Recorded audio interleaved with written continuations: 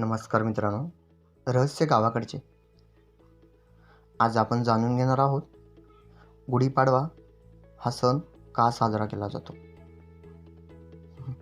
तुम्हाला माहिती आहे, आपल्या महाराष्ट्रामध्ये गुढीपाडवा हा सण खूप आवडीने साजरा करतो.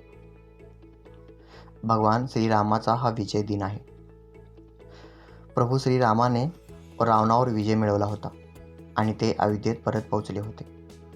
त्या दिवसापासून गुढीपाडवा हा साजरा केला जातो. अशी मान्यता आहे, प्रभू श्रीरामाचे अयोध्येत आगमन झाले होते. आनंद साजरा करण्यासाठी लोकांनी आपापल्या घरावर ध्वज फडकवला होता. याच दिवशी म्हणजे चैत्र शुद्ध प्रतिपदेला प्रभू रामाने वालीचा वध करून त्याच्या छळातून प्रजेला मुक्त केलं होतं.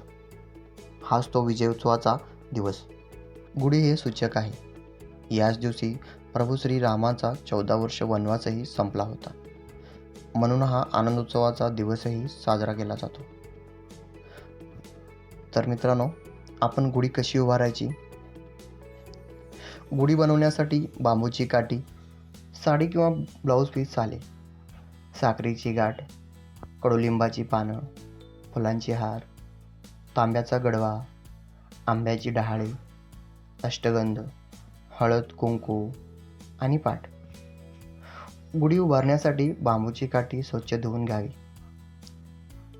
यानंतर काठीच्या वरच्या टोकाला एक स्वच्छ वस्त्र किंवा साडी गुंडाळावी.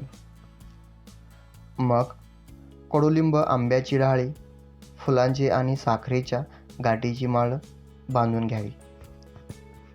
या सर्व गोष्टी काठीला बांधून त्यावर कलश तांब्या ठेवून तो सुद्धा घट्ट बसवावा. सजवलेल्या काठीला अष्टगंध, हळद, कुंकू, वाह्या. ज्यानंतर गुढी उभारण्यासाठी जागा स्वच्छ करून घ्यावी. खाली पाट ठेवा आणि त्याभोवती रांगोळी काढा. सर्व कुटुंबाच्या उपस्थितीत पाटावर गुढी उभारा. तुम्ही खिडकीला बांधून देखील गुढी उभारू शकता. आता गुढीसाठी आरतीची ताट करून ओवाळून घ्या. अशाच प्रकारे संध्याकाळी विधिवत पूजा करून गुढी उतरवा. नमस्कार.